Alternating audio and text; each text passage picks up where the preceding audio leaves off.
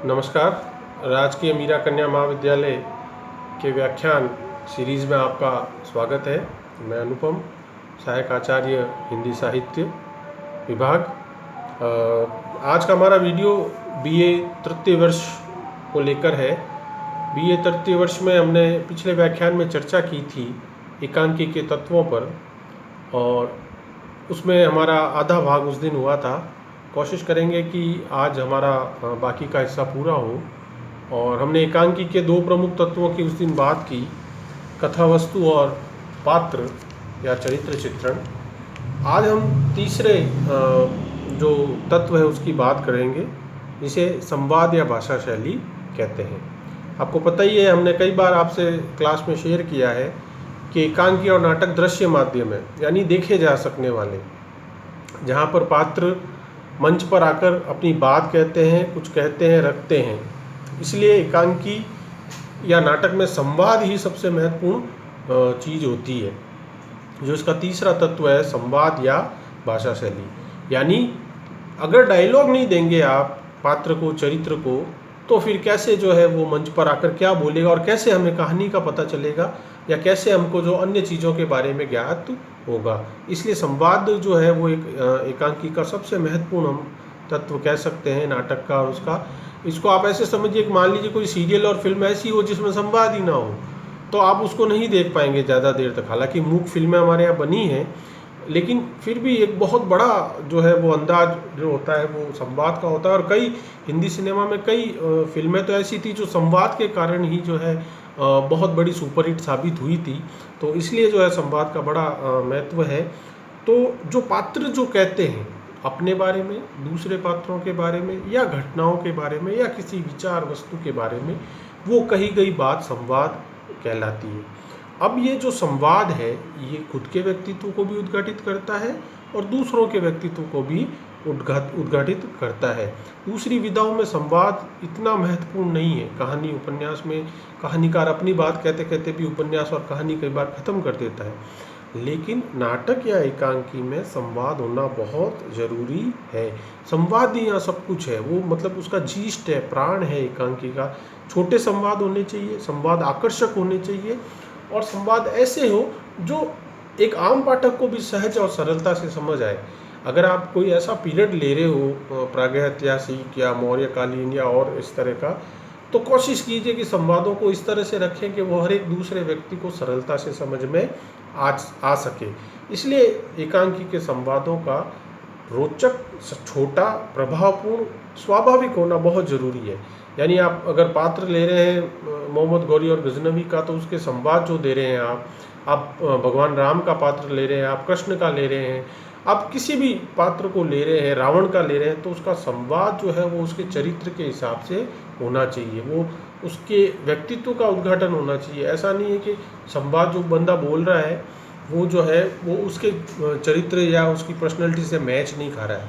तो ये हमें जो एकांकी के तत्वों के अंदर, संवाद के अंदर देखने की चीज़ है।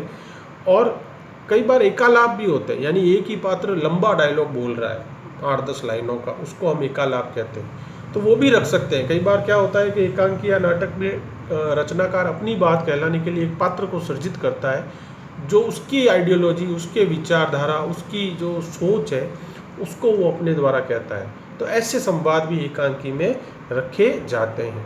अब जब संवाद होंगे तो उसकी एक भाषा होगी। तो भाषा आप जानते हैं कम्युनिकेशन का एक मीडियम है, कम्युनिकेशन का बहुत अच्छा मीडियम है। तो वो कम्युनिकेट हो, इसके लिए हमें ध्यान रखना होता है कि वो भाषा सहज हो, सरल हो और संप्रेषणीय हो, कम्युनिकेट करे।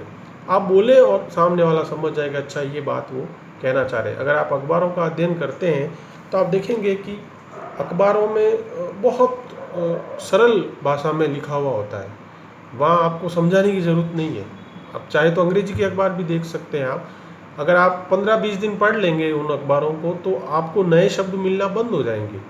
क्यों ऐसा होता है? मीडिया में किस लिए कठिन शब्दों का प्रयोग नहीं किया जाता? क्योंकि उनको पता है कि ये हमारा अखबार जो है वह एक खोमचे वाले के पास भी जा रहा है, तो एक कलेक्टर के पास भी जा रहा है, एक सब्जी वाला भी मेरा अखबार पढ़ रहा है, और एक टैक्सी चलाने वाला भी मेरा अखबार पढ़ रहा है, तो एक मजदूर भी मेरा अखबार पढ़ रहा है। तो वो अखबार इसीलिए वैसी भाषा रखी जाती है। तो एकांकी और नाटक में मैं ये नहीं कह रहा हूँ कि वही भाषा होनी चाहिए, लेकिन भाषा ऐसी हो जो सरल हो, संप्रेषणीय हो। क्योंकि अगर मंच पे कोई अभिनेता पात्र का अभिनय कर रहा है और वो संवाद अगर ऐसे बोल जाए जो हमारे मन मस्तिष्क पर असर कर दे, तो उससे बड़ी जो है सफलता कुछ हो नहीं सकती। फिर इसी के अंतर्गत आता है शैली। आप जानते हैं हर व्यक्ति का अपना एक स्टाइल होता है, अंग्रेजी में स्टाइल कहते हैं जिसको हिंदी में शैली कहते हैं।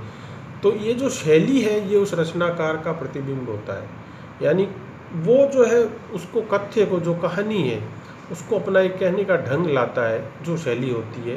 तो इस शैली के द्वारा वो अपनी कहानी कहता है। ये शैली व्यंग्यात्मक हो सकती है, प्रतीकात्मक हो सकती है, हास्यास्पद हो सकती है, या इमोशनल भावनात्मक हो सकती है। यानी शैली कैसी भी हो, विषय वही है। एक तो वो आपको व्यंग्य करते हुए बताए कि भाई नहीं पढ़ोगे तो क्या होगा आपका आगे, तो वो व्यंग्य के रूप में प्रस्तुत कर सकता है। एक हास्य के रूप में प्रस्तुत कर सकता है कि देख लो भाई, जो नहीं पढ़े वो आज मजदूर बन के बैठे हैं, काम कर रहे हैं इतनी गर्मी में, और जो पढ़े लिखे वो अंदर एसी में बैठे हैं। तो ये वो कैसे भी प्रस्तुत कर सकता है किसी विषय को, कि जिससे आपको ये रहे। भावनात्मक रूप से भी कर सकता है।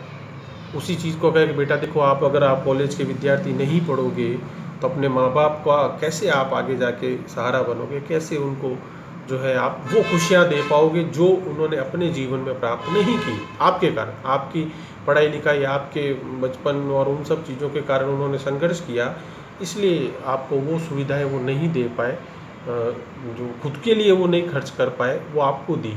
तो आप अगर पढ़ोगे तो ये इमोशनली शैली हुई, हास्यपरक शैली हुई, व्यंग्यात्मक शैली हुई, प्रतीकात्मक हुई। आपको दिखा देंगे किसी मोहल्ले में, गांव घर में, कि भाई इसको देख लो, ये नहीं पढ़ाई लिखाई की, कॉलेज गया ही नहीं कहीं, तो अब बस में जो है ये काम कर रहा है, इसके हाथ देख लो आप, बस ठीक करता है, गाड़ी ठीक करता है। तो ये जो कहने के तरीके हैं, मूल बात क्या है शैली में, कि मुझे आपको समझाना है कि भैया पढ़ाई लिखाई करोगे तो अच्छा भविष्य होगा, सुविधापूर्ण जीवन होगा। और सुख और वो अलग चीज़ है, अच्छा सुविधापूर्ण जीवन, अच्छा जो है आप जीवन जी सकते हो। अब इसी कथ्य को समझाने के लिए मैंने अलग अलग शैलियों का इस्तेमाल किया।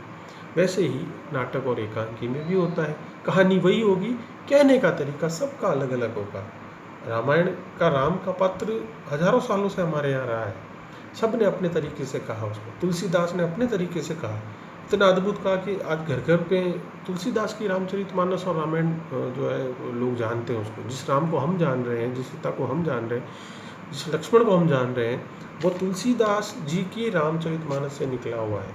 ये उनकी शैली थी, ये उनकी स्टाइल थी कि उन्होंने उन पात्रों को ऐसे प्रस्तुत किया। अब चौथा जो तत्व होता है वो होता है परिवेश या देश काल। यानी हम एकांकी की कहानी जिस स्थान और समय से रिलेट कर रहे हैं, वह उस स्थान की सृष्टि करना, उस स्थान को मंच पर प्रस्तुत करना, वो कहलाता है हमारा परिवेश या देश काल। कथानक आज से जुड़ा हुआ भी हो सकता है, 2020 से भी जुड़ा हुआ हो सकता है। कथानक 1990 की पृष्ठभूमि पर हो सकता है, कथानक 1960 की दृष्टि पर हो सकता है, कथानक 1850 पे हो सकता है, या कथानक 1050 ईस्वी पर भी जा सकता है। ये जो समय हम लेंगे, हमें एकांकी में उसी परिवेश या देश काल की सृष्टि करनी पड़ेगी, तभी वो एकांकी हमें वास्तविक लगेगी, तभी वो हमसे जो है उस जीवन जिसकी हम एकांकी में बात कर रहे हैं उससे वह जुड़ेगी। क्योंकि वो जो देश काल होता है, वह जो परिवेश होता है, वह आप देखेंगे कि पूरे एकांकी में व्याप्त रहता है। आप अगर बाहुबली फिल्म देख रहे हैं तो आप उसकी देश काल और परिवेश देखिए, वहाँ घोड़े हैं, हाथी हैं, नदियाँ हैं, नावें हैं, वहाँ एरोप्लेन नहीं बताया है, उन्होंने टैंक नहीं बताई है। उसी तरह का वो होता है परिवेश सृष्टि। यानी अगर हम बाहुबली बना रहे हैं तो हमें उस दौर का परिवेश कहानी में लाना पड़ेगा।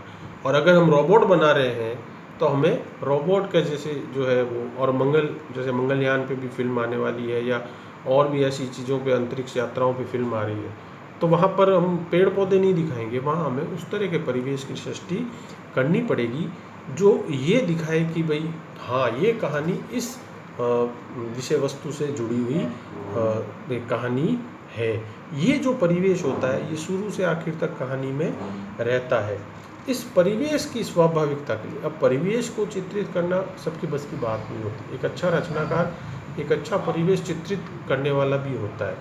उसके लिए आपको उस परिवेश के समाज, संस्कृति, रीति रिवाज, उस दौर के जो नियम कानून है उनका पता होना चाहिए। मान लीजिए मैं एकांकी लिख रहा हूँ पुलिस स्टेशन पे, या आप लिख रहे हैं पुलिस कार्य प्रणाली पे, तो आपसे ये उम्मीद की जाती है, अपेक्षा की जाती है कि आपको थोड़ा नॉलेज हो, थोड़ा और अच्छा हो तो और बड़ी ज़्यादा हो तो और अच्छी बात है कि हाँ भैया पुलिस थाने में जाने पर इस तरह का व्यवहार हमें देखने को मिलता है। तो वो जब आप उस पुलिस थाने के ऊपर एकांकी लिखेंगे, आप हॉस्पिटल पे एकांकी लिखेंगे, आप कॉलेज पे लिखेंगे, तो उस परिवेश का आपको पता होना चाहिए। ये एक लेखक से अपेक्षा की जाती है एकांकी के तत्वों में, तभी वो उतनी रियलिस्टिक एकांकी जो है वो प्रस्तुत कर पाएगा। क्योंकि वो संस्कृति, इतिहास, अब मुस्लिम समाज पे अगर हमें एकांकी लिखनी है तो हमें उस कल्चर को पता करना पड़ेगा कि क्या होता है। सिख समाज पे लिखनी है, ईसाई संप्रदाय पे लिखनी है, तो हमें उस संस्कृति, उस संप्रदाय के बारे में नॉलेज होनी चाहिए। वरना हम कैथोलिक प्रोटेस्टेंट पता ही नहीं कर पाएंगे कौन होते हैं कैथोलिक, कौन प्रोटेस्टेंट होता है, सिया कौन होता है, सुन्नी कौन होता है। तो ये हमें पता होगा तभी तो हम उस पर कहानी लिख पाएंगे। इसलिए परिवेश की जो है जानकारी रखना एक अच्छे रचनाकार के लिए बहुत आवश्यक होता है। आज हमने दो तत्वों के ऊपर बात की, और चूँकि आगे और हम इस पे एक और व्याख्यान, मुझे लग रहा है आज थोड़ा लंबा हो गया, और एक व्याख्यान हम कोशिश करेंगे इस पर केंद्रित करेंगे, क्योंकि अभी दो तत्व और बच रहे हैं। जो एकांकी के और दो प्रमुख तत्व हैं, कुल 6 तत्व होते हैं। 2 की हमने पिछले व्याख्यान में चर्चा की थी, 2 की आज हमने आज की है, संवाद या भाषा शैली और देश काल या परिवेश। दोनों एक ही बात है। तो अगर आप इससे छोटा सवाल पूछ ले कि एकांकी के किन्हीं 2 तत्वों पर टिप्पणी कीजिए, या देश काल या वातावरण किसे कहते हैं एकांकी में या नाटक में, एक ही बात है लगभग। या संवाद या भाषा से, या ये ऐसे घुमाकर भी पूछ सकता है कि एकांकी या नाटक का सबसे महत्वपूर्ण तत्व क्या होता है, तो उसका उत्तर होगा संवाद या भाषा शैली। क्योंकि मैं बार बार आपसे कह रहा हूँ कि नाटक और एकांकी कहानी उपन्यास की तरह बैठ के पढ़ सकते हैं हम, ठीक है पढ़ेंगे, वो होती है, लेकिन उसका असली जो आनंद है, उसकी असली रिप्रेजेंटेशन तभी होगा जब वो स्टेज पर मंचित होती है, जब उसको अभिनेता एक्टिंग करते हुए उसको प्रस्तुत करते हैं। और एक्टिंग के लिए डायलॉग का होना सबसे बड़ी बात होती है। तो अगर आपसे ये 2 नंबर का सवाल पूछ ले कि एकांकी का सबसे महत्वपूर्ण तत्व कौन सा है, तो संवाद या भाषा शैली। क्योंकि संवाद जिस शैली में लिखे जाते हैं वो शैली हो गई, और जिस भाषा में है, भाषा संस्कृतनिष्ठ है या भाषा सरल है या भाषा में अरबी फारसी के शब्द ज़्यादा हैं, वो उस परिवेश पर होती है। वो कौन से पात्र आपने उठाए, कौन सा पात्र किस तरह से बोलता है, देसी शब्द ज़्यादा है, देशज गांव का आपने अगर कोई राजस्थानी परिवेश लेंगे तो मारवाड़ी के शब्द ज़्यादा आएंगे राजस्थानी के। तो ये सब उन तत्वों में हमको देखना पड़ता है। तो आज के इस व्याख्यान में हमने 2 तत्वों पर जो है मोटे तौर पर चर्चा की। पहला संवाद या भाषा शैली, और दूसरा परिवेश या देश काल। इसके पहले वाले में हमने कथा वस्तु और पात्र या चरित्र चित्रण जो है उस पर बात की थी। तो इस तरह से देखें तो अभी तक हमने एकांकी के ऊपर इस पिछले 2 वीडियो में हमने उनके मूल 4 तत्वों पर हमने बात कर ली। पहला कथा वस्तु, और आपको हमेशा ये याद रखना है, कथा वस्तु हमेशा पहला तत्व कथा वस्तु होगा। कथा वस्तु या कथानक जिसको कहते हैं, जो घटनाओं का एक ढांचा होता है। दूसरा पात्र या चरित्र चित्रण, और तीसरा आपका